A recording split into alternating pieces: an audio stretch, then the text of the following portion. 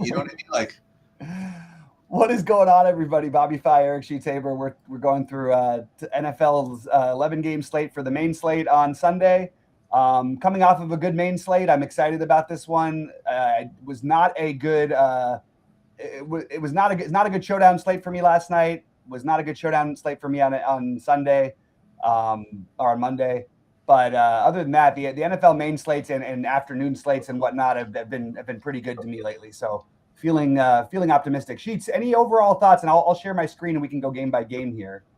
My only thoughts is it's good that it's not the NBA. That's the. I mean, what the NFL? Listen, the NFL's been obviously been fine, you know. So I'm looking. I hate to say this, it's like going to ruin my rap here, but like I'm actually looking forward to the NBA. It's like, yeah, no, I mean, I hear you. I'm ready for the. You know, you're Mr. No NFL. And the thing is, the NBA, like I said, I've just been winning with my hand builds, and I think I just got to go back to being the hand build who plays a few in the lottery and adjust that way, and like. Because those have been winning all year, and my max entry stuff has been just getting pummeled. Even if I have a lot of the right plays, it's just I can't get the right mix. So anyway, we'll get into this NFL slate. I think it's an interesting one. We do, as this time of year comes around, always have to look at the weather. The only one game that I'm letting in, and by the way, that these do matter more than we think. Some of these rainy games, just rain, like the Rams and Carolina. Not to bring up a sore point sheets for you last week. The Rams and Carolina was. That game got so weird because of the rain in the second half, and it was like pouring. I mean, it was like inches were coming down during the game. So the ones that stand out, I was just looking at Roth's weather report. Shout out to Roth and Roto Grinders. This is still free content, so I'm not giving anything away. But Cincinnati Buffalo appears to be the only game to kind of worry about. Although I don't worry that much because with quarterbacks who aren't as reliant on, you know, guys who have cannon arms don't worry me as much. Basically, is what I'm saying. yeah. All right. Really interesting game with Indiana and Jacksonville right off the bat, Sheets. What do you like in this one? And ignore my exposures, guys. This is just on a blank build on a Friday. I haven't even put my own take on anything yet, so I'll get into that later. But Sheets, what do you think about this game? Because not getting a lot of love from the ownership standpoint, but it looks like a game that we could maybe do some things in. No, what's really good about this first look of mine, this is the way I've been doing the NFL this year, is I literally don't even look at like the projections until like either Sunday morning or like Saturday night. Like I ran them just now and I uploaded them, whatever. But I love to get like actually the first look at this stuff without, you know, just like what I think should happen, you know, and then see if the projections match up or whatever, just to get an idea. I'm going to be looking a little bit more later tonight, but I'll be ready for Sunday. But I think that the Indianapolis Jacksonville, like you said, is close spread, big total. And as we've discussed, as we get down towards the end of the year, the difference between good weather and bad weather is exacerbated. You know, so whenever you can find decent weather, you do have a pretty big edge. I'm looking at this. It feels like a game that should be able to deliver. What's Jonathan Taylor now? 9,300. Just don't know if I can do that. That's my only thing. I don't imagine that he would be like a top play for me at running back. I'm certainly not going to play the running backs for Jacksonville. I don't know. It feels like something that you should play, but I wouldn't know who to play. Now I'm cheating. I'm looking at the Trevor Lawrence projection. Yeah, Trevor Lawrence actually has a very, very good projection. I have him as like the number 3 point per dollar play overall on the whole slate. So I guess him with Brian Thomas, him with Parker Washington. Who's it? Jacoby Myers is on the team now. Guess that makes sense. Indianapolis, it's usually Pierce or Downs nowadays, right? Yeah. Or Tyler Warren. Hopefully he's, obviously, I imagine he's better. He was just kind of like sick last week or whatever. I think he still did all right though. No, and he played anyway, So I would think that Tyler Warren would be like kind of almost a priority then from Indianapolis, and then Jacksonville. I still don't know what to make of Indianapolis, honestly. Really, I feel like that's how I feel about Jacksonville. Yeah, that too.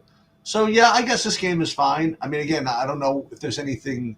I guess we'll get there when we get there, but trying to just like eyeball the slate a little bit. Mm-hmm. I mean, there aren't that many good games. I mean, honestly, but there's good real life games in some cases, big games, but not necessarily great for like, oh, we know we want to stack that, you know. Right.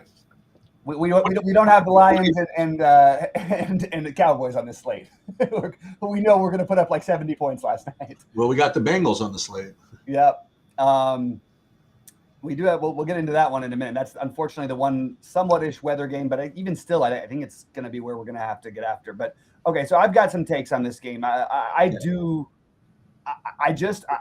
like I'm going to probably have like a little bit higher exposure on everything, but maybe significantly higher on Tyler Warren, as you mentioned. I also really like Brenton Strange. He had a good thing going and then was out for a while, and I think he's actually got some talent at tight end for Jacksonville. My issue with this game, even though I think it's a good sneaky game to target, is I think that Indianapolis is really good. I'm sticking by my guns here. I don't look at a loss in a weird game where they were dominating for a while against the Chiefs and then they ended up just giving it away in the second half. I'm not worried about that. I do think this Indianapolis team is good, but I mostly feel like they've been incredibly good at home. I don't necessarily trust them quite as much on the road. Right. But I don't necessarily trust Jacksonville either. So this is a game where I just feel like I'm going to probably be slightly above, with the two exceptions being I happen to really like Strange and Warren. But again, still trying to go through my process of which guys I want to prioritize the most. But those two seem like really good options at tight end. And Brian Thomas Jr. at such low ownership, if there's a game where they're going to need him to sort of have a game, this could be it. And we haven't really seen Brian Thomas Jr. coming back from injury and everything looking right. But even Jacoby, if not him, Jacoby Myers, I just think there's a lot of 5%-ish lowish or lower plays that could end up being really, really good from that game. I worry still. I mean, I haven't really followed this since last week, but Daniel Jones' injury. I wonder if that was just bothering him. I mean, it was a broken fibula, right? I mean, yeah, it's a little worrisome. I definitely don't want the Jones stack, but I don't think it necessarily affects their off. I think that means I mean, look, I'm going to have some Jonathan Taylor, and I think that makes Tyler Warren a better play. I think that he's going to get the work no matter what. Here's a game where I have a different take than I guess. I'll just start off with my take on the game versus what everyone else thinks. Look, it's tough. I liked, and I know you guys liked Tennessee last week. I actually like Tennessee this week. I just can't get behind the Shador at home this early. I think there's things you could do. However, I think we have one very obvious. We get to play our guy. Unfortunately, everybody else gets to play our guy. So what do you think about this game? And are you getting to as much Judkins as I plan on getting to? I'm not getting to him as in the projections. I'm looking at this at my first run here, and I'm really not seeing him as a good play, which is a little surprising to me. And if you're telling me that he's going to be owned, he might end up being a fade for me. I actually like Tennessee in this game as well, by the way. Nice. As far as that goes, and I also agree with you that I mean I think that. It's kind of stupid to say, whatever. But I think Cam Ward is like 30 times better than Shedeur Sanders. Yeah. And I don't see how Cleveland's favored over anybody. I mean, you know what I mean? Like they have a good defense, and it's good enough to keep them. It's good enough to keep them like as a good live underdog every week. You know what I mean? Mm-hmm. But to make them a favorite over anybody, I think is kind of ridiculous. So I actually like Tennessee here. Unfortunately, though, again, like this 30, I'm going to be one of those like square suckers that look at this and say this 35-point total is probably even too high. I don't see, I really don't see how anybody scores here. If you want to know the truth, I mean, because Tennessee's feisty, Cleveland, obviously, they're very good defense. You have two rookie-ish rookie quarterbacks. I don't know. I think I'm probably going to be off of this game. Except obviously both defenses. I was hoping, like you said, to place Judkins, and maybe I am kind of pot committed. You know what I mean? Maybe I do just have to play him. I don't. By the way, he should have had a huge game last week. He got. I think he had like 20-something 25 touches. He gets like a million carries every week. And then he gets the dump offs, and then they run Wildcat with him. It's just a matter of can they score. And maybe this week we could tell ourselves, since everybody scores on Tennessee, maybe they can score. Maybe this is it. Yeah. Unfortunately, this is when everyone else is on it. So we had him at like 1% ownership last week, and I thought it was a great pivot off of Breece Hall. I think he even outscored Breece Hall, but not by enough to where it was a substantial, you know. I do like Judkins this week for what it's worth. I like both these defenses. I guess that's the main thing I like in this game. But I would point out that you have Cleveland. Cleveland is a great defense. They play man coverage. Cam Ward is elusive enough, and you have two wide receivers that are in the 3Ks with or DK's up to 4,500 now. But between DK and Yemenor, and then even Jerry Jeudy, I think is kind of interesting on the other side. I think that's like the story I could tell myself. Oh, these guys might have a chance at a big play because of this. And Yemenor gets some big looks. He just hasn't converted a lot of them. Man coverage sounds kind of interesting to me for guys in the 3K range. That's all. And Cam Ward will take chances because he has nothing else to do at this point of his career. But everybody who's down on Cam Ward, just give it time. In 2 years, we'll be talking about this guy as one of the best 10 quarterbacks in football. I'm not necessarily saying he's going to be the best, but he'll be up there. All right. Cincinnati in Buffalo, which is probably the highest. I guess it's got to be the highest total game on the slate. I don't think it's that close, right? Yeah, nope, it's not. Landslide. All right, Cheats, what are we doing here? Well, I mean, listen, Cincinnati obviously played a nice game. Was very good, honestly, against Baltimore. But I'm sure. I imagine this guy's going to be chalk. But I mean, how do you not play James Cook here? He could go for 200 in this game, I think, if that's what they want to do, you know, and especially if the weather's not that great, you know, if they get a lead, you know what I mean? Like, I don't know. It seems a little bit chalky and a little square or whatever, but I mean, it just seems easy to me, you know, so I like James Cook a lot here. I have my usual issues with Josh Allen, you know, that I don't know who to play him with, but you know, if you get that type of game, Josh Allen in this game, like if Burrow gets it going, you know what I mean? Like I think Josh Allen could throw for like 400 this game. You know what I mean? Like I think that this game could go nuts. I just have no idea who to play him with, obviously. But listen, play him with the normal guys. Play him with with Diggs and Shakir, right? Those are the two main guys. I'm not even sure. With Diggs? Not Diggs. Sorry. There's no other main guy. I think it's Kincaid and Shakir would be the two. Whatever, but I mean, or Cook. If right, but and obviously the Bengals have a perfect game script, and they have both receivers back yet or no? It's just Chase. And Chase was great last week. No, they should have Higgins back. So I mean, sure. I mean, isn't this like the obvious thing to do? You know, play Burrow with the receivers and Chase Brown in a good game script and all this stuff against Buffalo, who really has not been impressive to us, at least you and me, as far as their defense goes. So it seems to me like James Cook on Buffalo and even Josh Allen. Listen, again, 53 point total. It should not earth shattering, but all this sounds good to me. Yeah. I'm definitely in on this game, even though, again, there's a little bit of weather concerns that might eventually get people off of it. And I don't think people are going to play that much Burrow. I think you could also play, like you literally could play Higgins. I don't know about Higgins and Chase, but you could play two Cincinnati pieces and then just have Josh Allen even alone on the other side if you wanted to, because I think his rushing upside is very high. So I like Chase. I actually like the idea of getting to some Chase and some Higgins. Those would be the main plays for me from Cincinnati. And on Buffalo, I love Josh Allen again this week. I know it didn't work out quite for me last week. We got close, but we didn't quite get there. And then we got Joanne saying Knox at tight end. I think Kincaid is on track to play right now, so that would knock Dawson Knox right out of there. And Dawson Knox is not that exciting of a play, but he is cheap as if you didn't have Kincaid. But Kincaid, as of right now, I'm expecting to play, and I kind of like Kincaid even. I think you could play Josh Allen with either Cook, Shakir, or Kincaid. Keon Coleman did not get a ton of looks. I would try to get though exposure. I think that if this ownership is anywhere near correct, I'd be overweight everything except for James Cook. I just don't think I want to play a 35% owned when they give Tyler Johnson lots of carries. Josh Allen gets a lot of goal line work. That's sort of where I'm at here, I guess. But this is definitely one of the games to target, with the main pieces being the ones that I mentioned.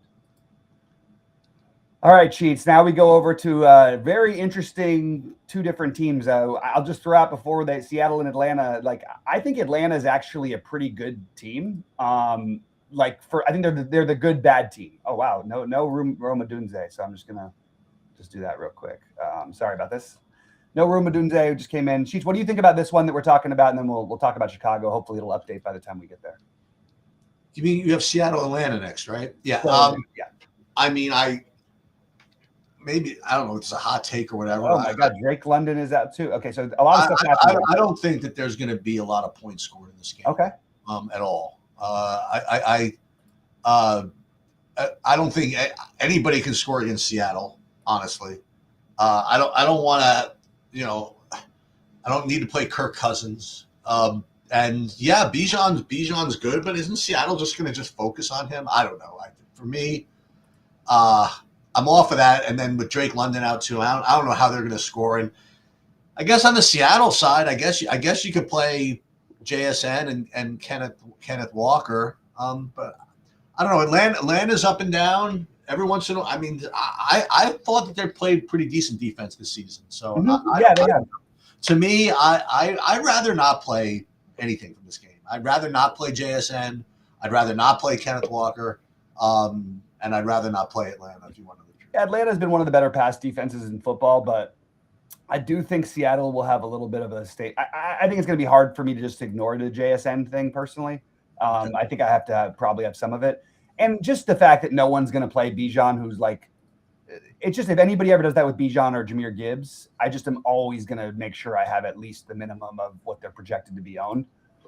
We just know the ceiling is so high. And there's a lot of ways they can do it with him too. He can catch it. He can get there on dump offs. If he gets in the end zone once, it is going to be hard for them to score on Seattle's on Seattle's defense. But I don't love this Kenneth Walker idea. Everybody keeps trying to make this happen. I don't think there's really much of a difference between he and Charbonnet, and the projections are always wide between them. I played Charbonnet last week for what it's worth because I thought it'd be a blowout. Unfortunately, he didn't get the blowout run. He did have like 12 fantasy points, which was pretty decent for 4K on last week's slate. I'm not saying to play Charbonnet this week, but I don't think I'm as interested in the Kenneth Walker maybe as some people are. Although Atlanta, theoretically, you should be playing running backs. So yeah, maybe not as great for DFS purposes. I think the game could stay close. I don't know how yet because that Seattle defense, and I just think Seattle's such a tremendous defensive team. I like to go out of my way to try to get them because I feel like, one, they score a ton of defensive touchdowns for whatever reason. I just think they're tough to play against, and you give me them against Kirk Cousins, it's hard not to try to pay up for them. The problem is, like, this projection of them at 6 fantasy points, there's no way that's accurate. It should be like 8 all the time. It's probably higher than that. They might have 8 sacks alone in this game. So mostly the one play I do like is AJ Barner. Sorry, I forgot to mention that one. Really like AJ Barner as a cheap tight end play. That is one of my will probably be a core play of mine. They use him, they'll use him on the sneaks. Maybe you get one near the end zone, and they're just feeding him the ball a ton. And the kid's really talented and has a good rapport with Darnold. So Barner, my favorite play here. Bijan is probably one I'm going to talk myself into going off the board just because no one's going to do it. Miami I wouldn't say at the Jets. What do you mean you wouldn't say at the Jets? I almost said at your Giants, but there's the Jets, so I don't know why I said that. Oh, so yeah. There's been some things I've been wrong about this year, and some things I've been right about this year. And one thing I'm right about is Tua. Okay, there's two Tuas, all right, and there's nothing in between. There's the Tua that gets to play in Miami and in domes or whatever, and gets to like run his timing patterns or whatever. And then there's the Tua that gets to play in Cleveland or in like the 30-degree weather in New York. And I don't like it at all. I don't like any of it. A-Chain would be the only thing I would want to play from this game. And he's unfortunately too cheap. I think at 8,800, it's like, I mean, he just gets all of the freaking work, all of the rushes, all of the passes, all of the whatever. I don't think this game is going to be particularly high scoring, but he is just such a usage monster that it's just tough to ignore. So to me, he's like a very easy play to make. And then on the Jets side, I think Breece Hall is a good play to make. So I think both running backs here are good. I wouldn't mess with the passing games in this situation. Yeah, I'm pretty much with you. One thing that I do feel like there was a time in this season where we thought that anybody could score whenever they wanted on the Jets, and we thought that anybody could score whenever they wanted on Miami. Now, neither of which have really been true over the last few weeks, but it's just interesting because I think this game might have had a much higher total and a lot more interest if it was in Miami a few weeks ago, let's say, Yeah. I'm sort of the one guy I will play again. I'll go back to the AD Mitchell. They do seem to look for him. I'm actually considering the potential of maybe another Tyrod Taylor experiment. It worked out well last week. I don't mind him here. So I would say Taylor and AD Mitchell being my favorites, along with the running backs. Both running backs, as you mentioned, are good plays. A-Chain is more expensive. Miami's been a little bit better against the run than maybe people think, but Breece Hall kind of gets the same treatment. He just doesn't have I can't even say as good an offense. This is an interesting one to me. And honestly, I'm not so sure that the Miami should be favored in this game. I think it should be. I think it's very close. So I like the Jets here. Yeah, I think they could do it. The Miami's not been hot, obviously, but they've had a really soft schedule. I think this is an interesting spot. So Breece Hall, AD Mitchell, and A-Chain. Large field, Malik Washington. Pittsburgh and Baltimore. I'll tell you what, I'm a little surprised by the total of this game. That was my first take on it. What do you think about this one, and are you getting too much? Yeah, I think it's time. It's time, right? I think it is. I think it's time for Lamar to have his game. And that's what I think. I like Baltimore a lot here.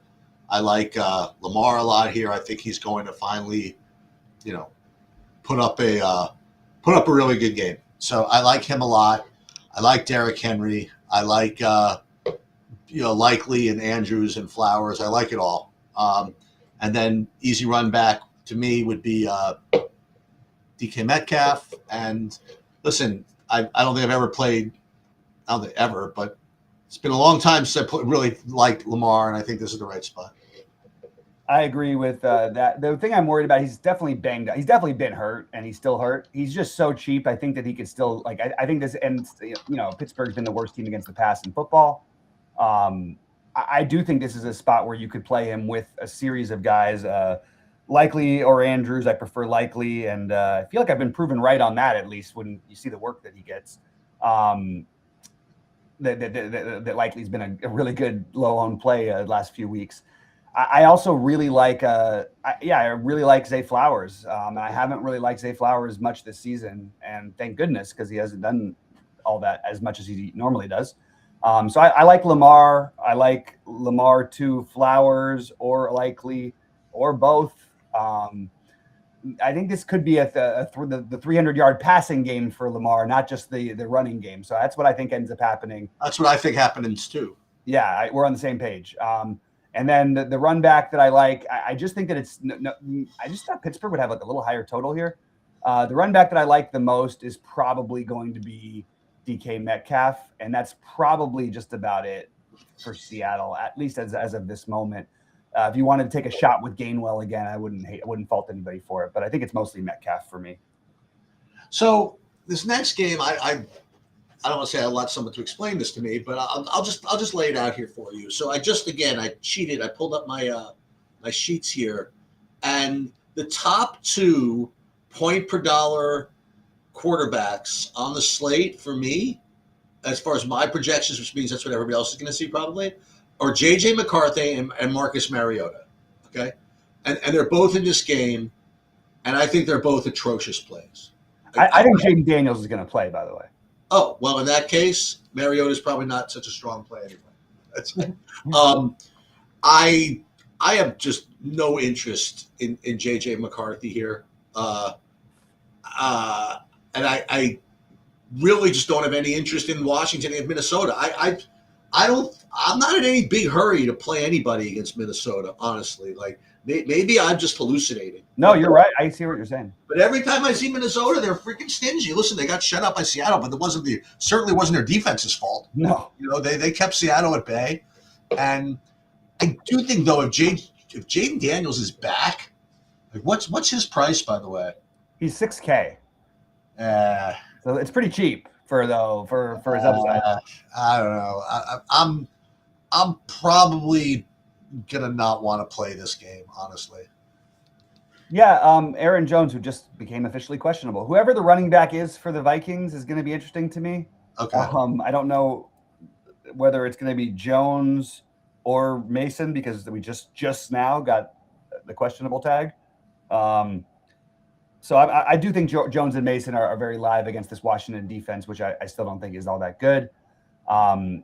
I like Justin Jefferson as a contrarian play. He's not getting any love, and I don't know that McCarthy may get quite as much love as you think, but I actually do like McCarthy for what it's worth. So I'm more interested in the Minnesota side of this game, but I could see the Minnesota side getting there. McCarthy has looked bad and everything like that. Maybe that week off, maybe coming home against Washington, he can find himself, and he does have rushing upside as well. So those would be the main pieces for me. Would be the Jefferson and McCarthy. Probably my favorite pieces here. And I do think Jaden Daniels at $6K has got to be like on our list of quarterbacks. Like I don't even care if you can't find who to pair him with. He has that same type of ceiling with. Well, McLaurin is back, right? Yeah. Well, yeah, but that doesn't mean. But then Deebo Samuels is still the more productive guy. Either of them, though. Or neither of them, and do you count on him doing it with his legs, or play him with Ertz? That's that. I think Ertz is maybe the right. All right. Yeah. Go ahead. Before we even go ahead, I just want to say I did catch up on projections, as I mentioned, and a couple of guys that have shown up for me in games that we've already discussed, only because they're really at the top of their positions, is back from that Seattle game. I do have AJ Barner as like the top point per dollar tight end. Yeah. And then looking down a little bit, Kyle Pitts, again, another tight end from that same game. And then Tyler Warren I discussed. And then for what it's worth, your Brandon Strange thing, I have him projected well. And the Harold Fannin from Cleveland, I do have him projected pretty well. That's an interesting one. I should have thought more about Hannon. All right. So anyway, so New Orleans, Tampa. I mean, this looks easy to me, right? I mean, it's like the same speech every week, I guess. Like New Orleans gives stuff up and they play quick, and I'm going to start with Olave run back for New Orleans. That's the easy part, and then I'll go ahead and play all this Tampa business. I'll play. I might even go and play Bucky Irving. I think everybody from Tampa's in play here. I think the Mayfield and Ikubuka and who's it got and Tez and Godwin and all of this. I mean, I think this total is pretty low, honestly, 43. So yeah. I like this. I like all this stuff. Yeah, I think that's fair. I'm kind of interested in this a little bit. There's not a ton of things that I'm super interested in, here. So like, I actually think Tyler Shutt to Olave is a reasonable thing to do. Sure.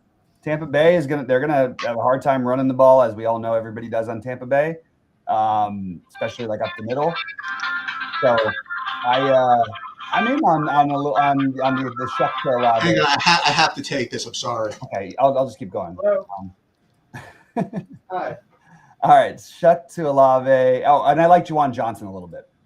On the Tampa Bay side, no one's really going to play any of these guys. I other than Bucky. I like Bucky. He's probably my favorite play, but I think that it makes sense to get a little bit of exposure to the Baker in the passing game. I think Godwin is being underprojected for what it's worth. So I'm going to throw these guys into something. I think this is kind of an interesting tier 2 stacking game. So I'm interested in New Orleans, Tampa Bay, and like she said, I think you can play anybody from Tampa Bay here and feel okay about it. I like Godwin though. I think Godwin and Ibuka make a lot of sense, but I think Godwin just keeps getting under projected, and he dropped a touchdown pass last week. That's not going to happen very often. So I'm interested, especially in the Tampa Bay side. All right, Denver and Las Vegas. Yeah, so I mean, the pure play is going to play, I guess, RJ Harvey, I suppose, as Denver with the big favorite against Las Vegas, and then wow, from a points per dollar perspective, my top running back on the whole slate is Ashton Genty, which is doesn't seem like something that would show up that way. Just again because when you have the 9-point underdogs like that, to have the running backs like that, but so be it. So those are the two guys I would look at. I don't know why I feel this way, but I just maybe because they were so good to me in the past. Maybe I'll take my next shot at the Geno. You know what I mean? Like he hasn't really done anything in like a while. But I don't know. F Denver on the road. You know what I mean? Denver at home is one thing. I don't know. That's my instinct is to do something like Geno and my usual heroes like Trey Tucker and Brock Bowers and play Genty too. Play him with all three of those dudes. And then RJ Harvey, I guess, my favorite Denver guy. Yeah, this is look, I get it. I don't know. I think the Raiders are so bad, man, but I know, it's hard. But like, I mean, again, Geno could get there in garbage time. I'm not like going to say it's impossible. I think Bowers is kind of interesting. He'd be my favorite piece from the Raiders.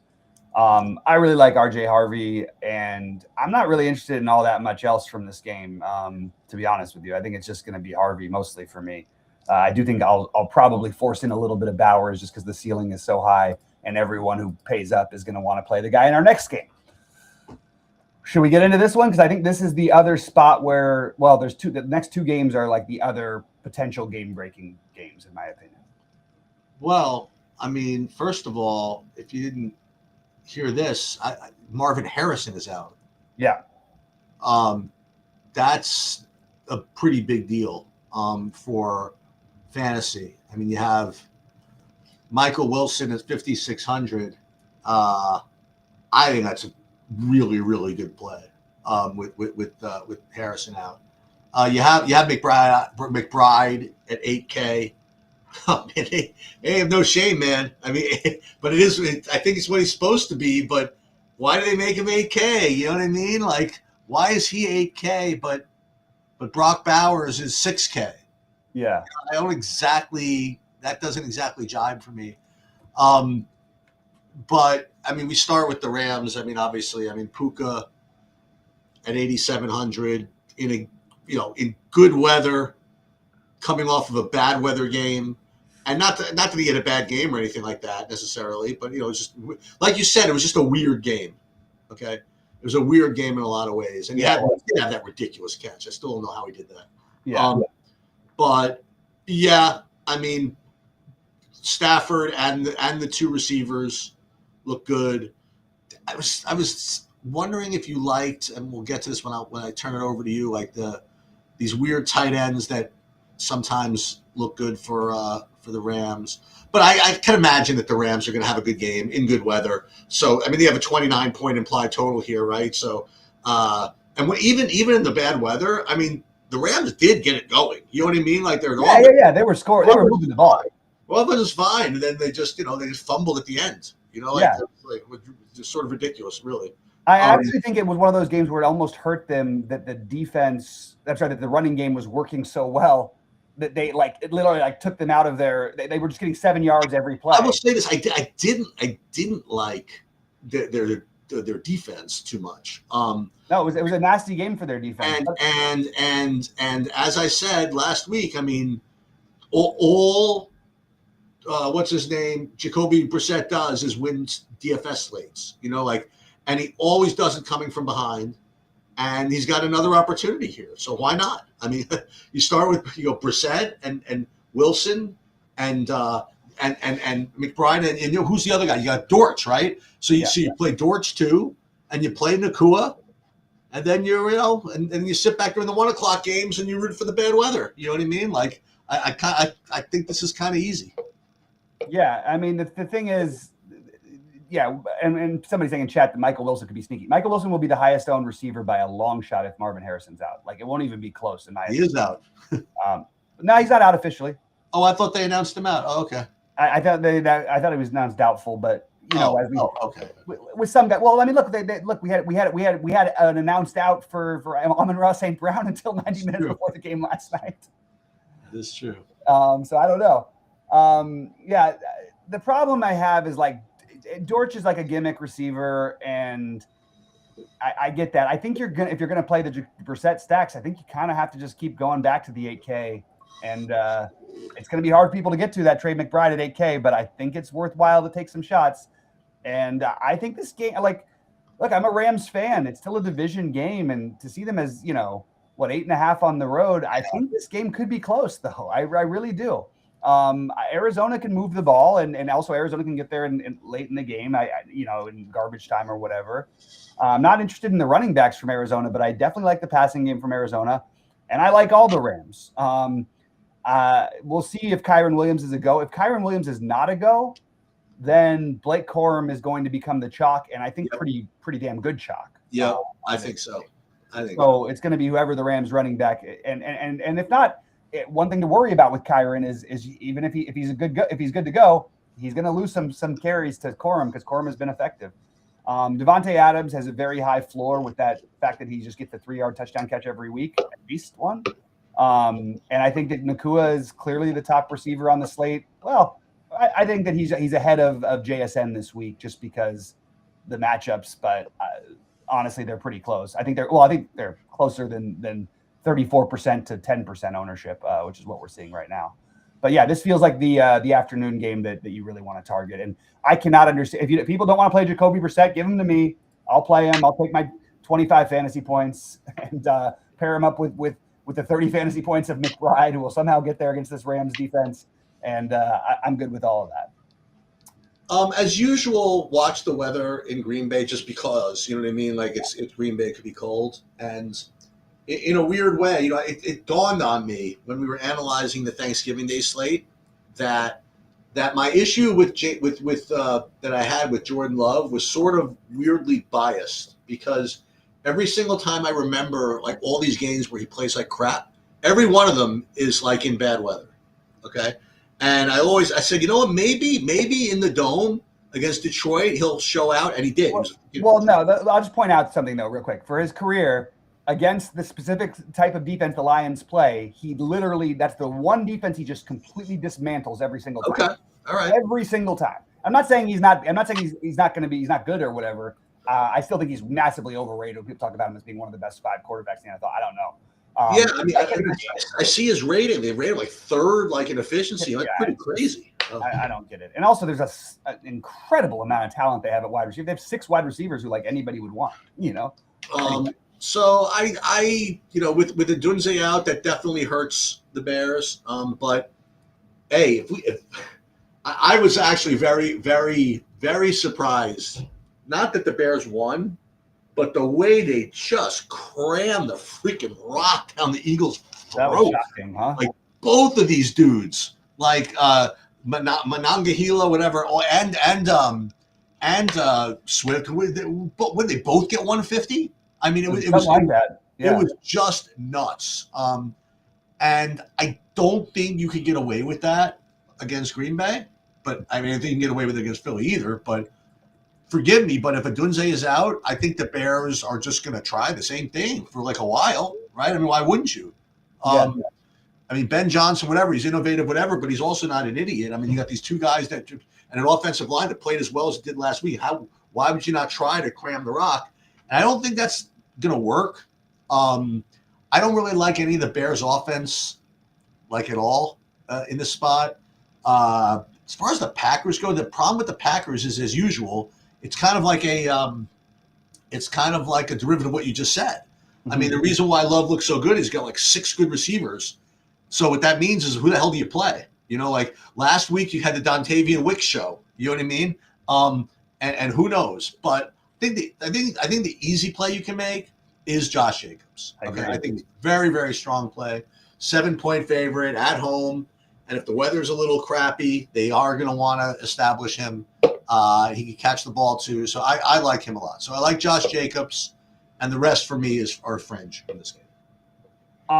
Yeah, my take on this game is that I don't think the Bears number should be this low. I don't know why the Packers are this big of favorites against the team that's literally the number one seed in the NFC right now.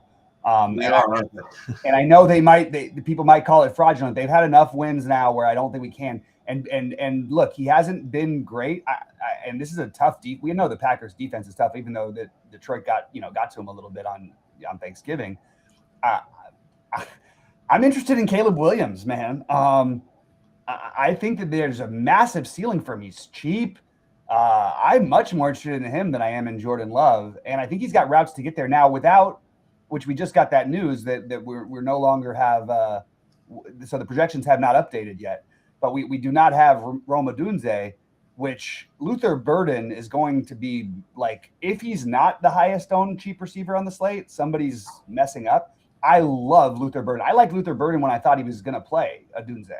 So Luther Burden at 3,800 is going to be like a staple for me. Like I'll have a ton of him. I also will have a ton of DJ Moore, who's way too cheap. So the fact that I'm playing both those guys, may as well give it a shot with their quarterback too, right? You know? And I think also Colston Loveland becomes in the mix because of this situation. So all these numbers we'll get together by Sunday, but I kind of like the Jacobs on one side. Then we get like some sort of combination of Caleb to either Burden and Loveland, Moore and Burden, and you can do it super cheap. That sounds awesome to me. So I'm willing to take that gamble. And also you have plenty of late swap abilities because Caleb Williams to one of those guys is similar to Brissett with one of his quarterbacks, for example. So you can have some options in the afternoon by the time that hits. But really it's mostly going to be Jacobs and then the passing game for Chicago, even against a tough defense. I just think, look, they're cheap. It's harness. It's a division rivalry. And Burden is just too cheap at 3,800, and DJ Moore with no what's his name at 4,800 with no Odunze. I don't know how we're not supposed to play that. I just don't. Well, I will say that you already hit on the other guy I was going to mention, the Colston Loveland, and there's a bunch of these cheapo tight ends that are that's going to make it hard for people to want to play McBride, especially against the Rams. You know what I'm saying? I don't know. For me, again, like every week I say this. I mean, just screw around with all this nonsense. But then at the end of the day, it's you go to the top tier and it's McBride and Bowers and Tyler Warren. Like those are the dudes. And I'm getting Bowers at 2K less. I mean, I think Bowers is like the clear play this week. Fair enough, but instead of 2K less, like I think these 3,200 run these. I mean, if things go badly for Arizona and you don't get like 2 touchdowns out of what's his name, out of McBride, like these 3,200 guys could potentially outscore him. And they could outscore. I mean, what's his name is in a bad matchup too, a really bad matchup for Bowers. So you have these 2 expensive tight ends and bad matchups and some really. So I know what everyone's going to do. I'm probably still going to force some of them in. But I thought I'd sort of round out what my takes were. Like, I like Arizona. I like the Bears and I like the Bears side of it mostly, Bears and Packers. I really like the Rams Arizona game. I really like obviously the Cincinnati Buffalo game. I really like the Ravens offense. And then I wrote down some plays. We talked about James Cook, Varner, A-Chain, Hall, A.D. Mitchell. Zay Flowers, Isaiah Likely, Bucky Irving, RJ Harvey. And I'm going to close out Burden, Moore, Jacobs, and Loveland.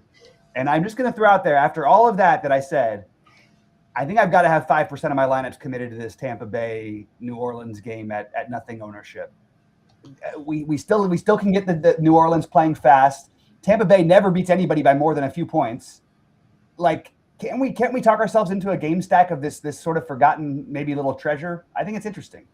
I want to walk back one take. I think a little bit now that I think about it.